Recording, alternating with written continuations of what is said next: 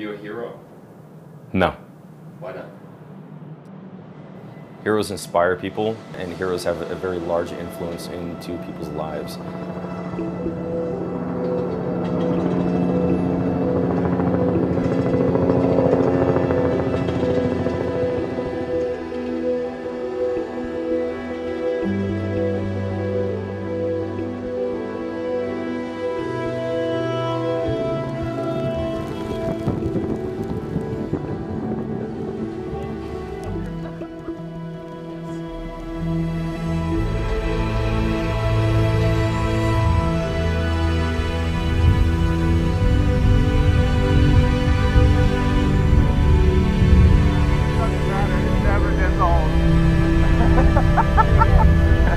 Riding in a helicopter never, ever, ever, ever gets old, Dad.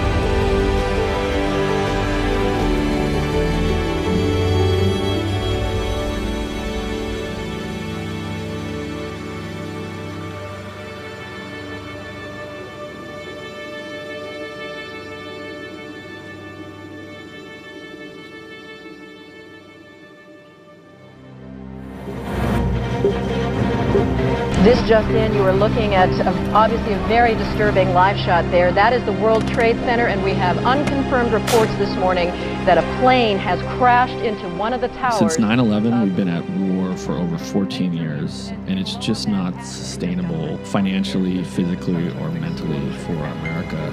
They pulled out to hit us as he came in.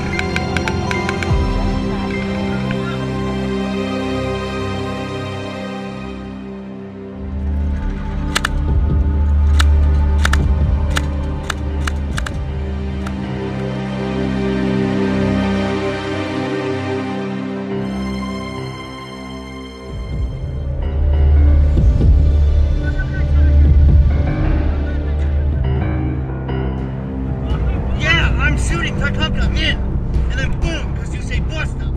So now Pittsburgher,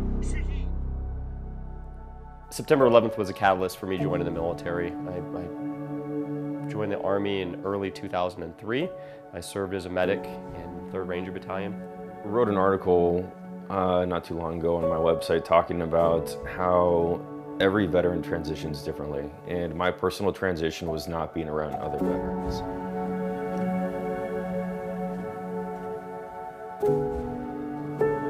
We talk about it as using the mountains as therapy. Having been, a guy that's transitioned out of the military and seen, the good and the bad and the ugly of the VA healthcare system, and been prescribed like 10 different, pills and medications, and wondering myself, like, are they even cross-checking all this stuff?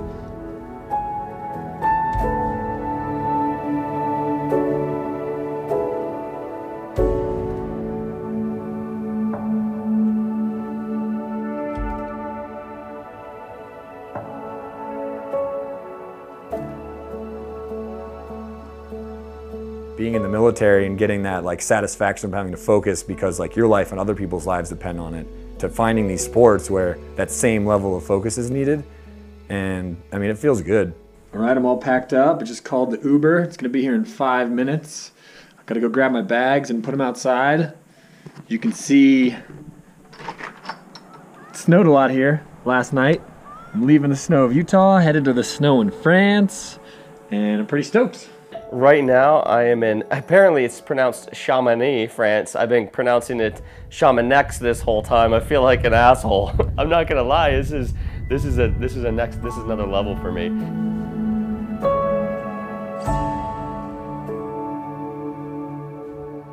Reminds me a lot of the towns I grew up in British Columbia, just these hardcore mountain ski towns. It's just this incredible little French town where you can tell people are getting after it.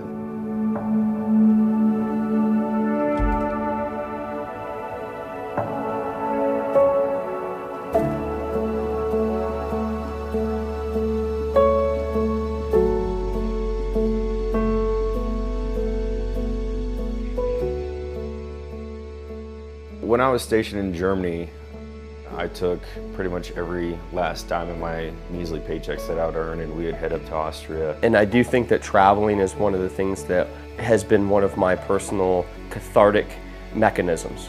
It's been very healing for me to go and explore different cultures, and so, you know, I guess I'm well versed in being in uncomfortable situations in places that I've never been before, and around people who I haven't met before. So that definitely, I think that was one thing that maybe played to my advantage on this particular trip. But I was just like laughing to myself, like, okay, this is what it's all about, like being over here with the guys. And that's what I really liked about this group that we assembled, is these guys are all like living life on their own terms. You know, right away I was like, okay, here we are again. It just felt like being back in the team room. The stories and the banter that continue just kind of bring you back to that kind of military environment that you miss a little bit.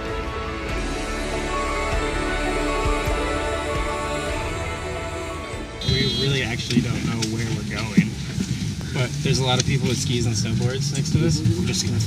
We're gonna follow them. I think I slept a solid, like maybe 3.5, 4 hours last night. I was too excited, you know? And the jokes that are already, it's just immediate, right? I've never seen snow up to my chest. So to have to kind of learn these ins and outs of riding incredibly deep snow was a very different life lesson. Although I've never served in the military, I understand that there's a lot of camaraderie amongst the men who have, and the women, of course. But with these guys in particular, being in the upper echelons of the special operations divisions, you know that these are guys who know how to work well, they know how to communicate. They also move with a deliberate sense of purpose that most people are unaware even exists. Isaiah Burkhart, I had the honor and privilege of being his medic on my last deployment in Iraq, and that was a pretty gnarly deployment, even as far as Ranger deployments go. I think we conducted around 100 direct action missions in a 90-day period, going after a lot of high-value targets. And it's interesting the amount of camaraderie that is stitched into the fiber of your being in those types of situations. So these experiences, you know, they can damage you. They can make you feel feelings that you never thought you could feel before. And well, then I went into another career afterwards, and I'm a firefighter paramedic, and I've also seen some stuff that, and had been on calls with people, and my job is to help people stay alive. That's my job. It's kind of a total 180 from my job as a sniper before. I would go from hunting people to protecting people. Yeah, since leaving the military, it has not been an easy thing to replace, and I haven't really. You kind of have to just go out on your own and, start from scratch and survive. A lot of guys don't. That's the shitty thing. Like they don't find a way to replace it, and they struggle. So for me, yeah, sports have been a way to replicate some of the intensity of the military. Another way to deal with issues, whether you have problems with post-traumatic stress, using the outdoors as a therapy and a way to be stoked, and another tool to overcome any issues that you have in life, and to share that with a group of dudes that are extremely stoked to be here, very competent in the mountains. It's just a really cool project.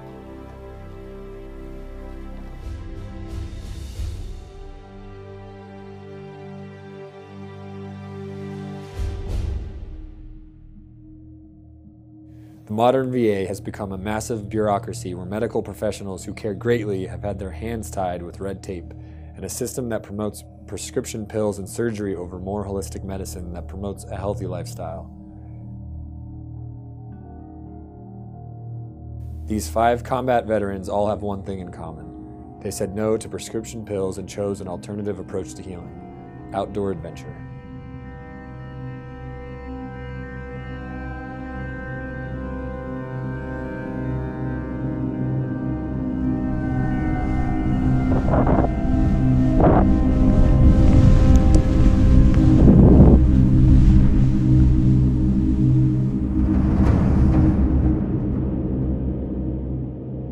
Special operations community, we're big on leading by example.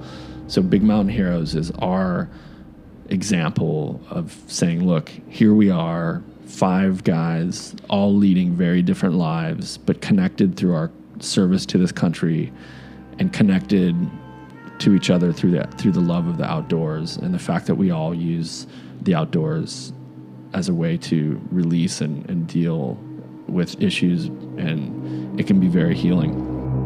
I get a little sweaty, like, whew, you know, you'd be ready to go, and it's like, yeah, you're dropping in, and it's this feeling that you get, this almost like ethereal feeling in your, like almost in your soul of like, this is what humans were here to do, is like, I'm here to enjoy what I have around me, not destroy it. Yeah, dude! It's stuck right here. Yeah, I know. Alright, that's fine.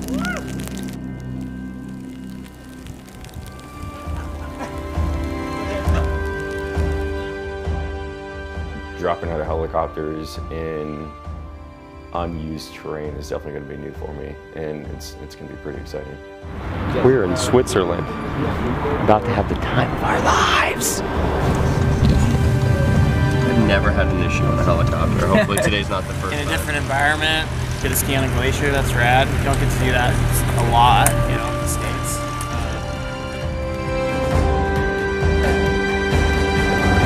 Close to the helicopter.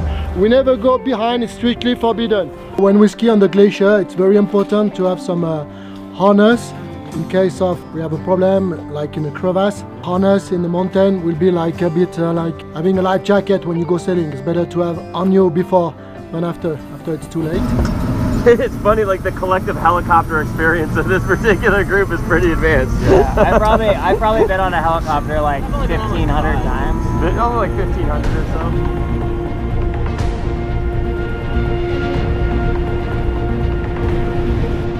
As soon as the helicopter starts to pull up off the ground, you realize that there's nothing that moves this way. Generally, to leave the ground, you have to be going really fast.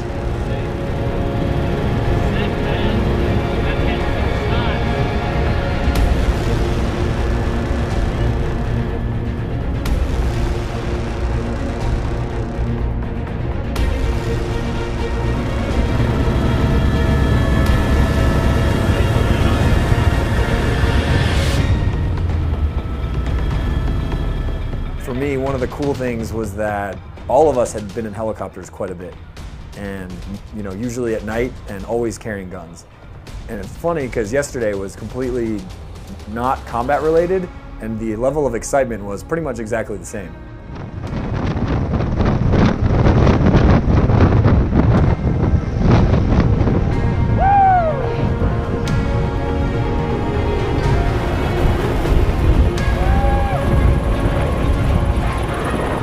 Brandon, I think it's gonna be a good day. Okay, so now, as we're on the landing spot, you put quickly your skis on and we move until there, 50 meters. Okay. As quick as you can, okay?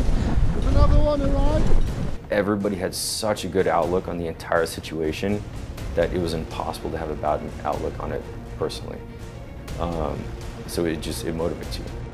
You know, as a sniper later on in Afghanistan, I've flown around many mountains, but to just be in that environment and like choppering in to the big Alps and just being super stoked to just ski down this incredible mountain terrain was an incredible experience.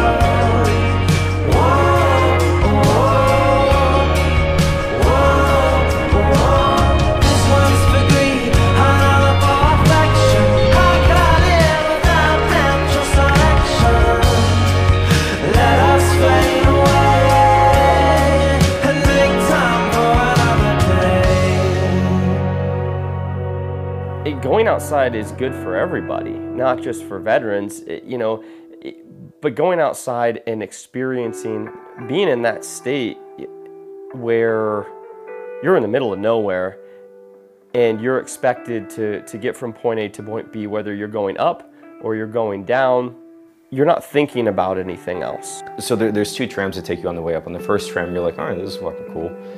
But then on the second tram, you really get a good scope of how small you are as a human. We really truly aren't shit in the grand scope of the world. But looking over the bridge and looking over these crevasses and these cliffs and seeing that you're truly in the highest point of Western Europe was kind of daunting and it was intimidating. And it really, second and third most emotional experiences I've ever had in my life. I don't know that it's ever something I could actually put into words.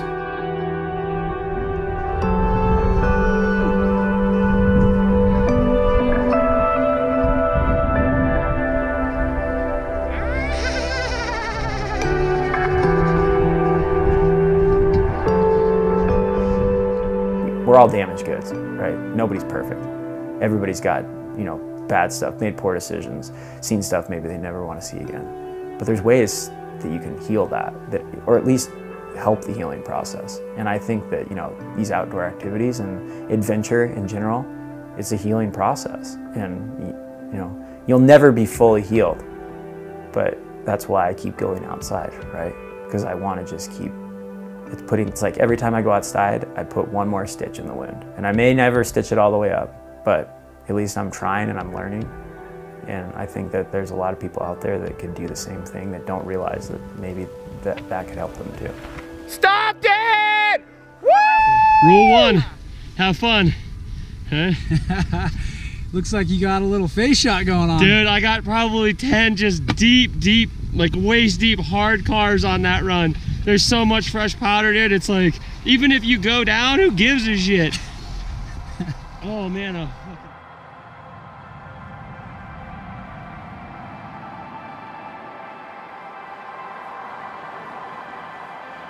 If one person, whether or not they're a veteran or not, sees this and goes, wow, that made a positive impact on my life and how I view things, and maybe I should think about things differently and be more positive. If that makes a difference, then I think this whole project has been a success. The phrase was thrills, not pills. And that got me super excited because 100% I look back since I've got out of the military and I've completely self-medicated with sports. All the men in this film believe that a mindset shift is needed at the Veterans Administration and shift towards empowering veterans to take responsibility for their own health and wellness. To me, I want to strive to be better. I'm not successful if I'm not striving to be better, because I always can be better, right? You can never master a skill 100% where it's like, oh, I'm done, walk away. And I mean, especially the things that I like to do in my life. This also should be embraced by society in general. We will all be better off if we adopt this mindset.